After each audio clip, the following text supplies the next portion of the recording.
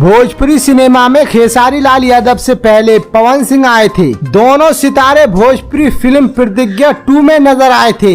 इसके बाद ये दोनों फिर कभी किसी फिल्म या वीडियो सॉन्ग में नजर नहीं आए। दरअसल कहा जाता है कि इस फिल्म में लीड रोल पवन सिंह थे, लेकिन एक्टिंग के मामले में खेसारी लाल यादव उन पर भारी पड़ते नजर आए। इसी बात को लेकर दोनों के बीच टकरार शुरू हो गई। पवन सिंह और खेसारी लाल यादव के बीच विवाद इतना है कि पवन सिंह ने बिना नाम लिए सीधे खेसारी लाल यादव पर निशाना साधा था। कहा जाता है खेसारी लाल यादव और पवन सिंह के बीच विवाद की एक वजह और रही भोजपुरी एक्ट्रेस अक्षरा सिंह को भी माना जाता है। इसकी वजह यह है कि एक समय अक्षरा सिंह और पवन सिंह एक दूसरे के प्यार में थे। वहीं जब पवन सिंह की शादी हुई तो अक्षरा सिंह से विवाद हुआ।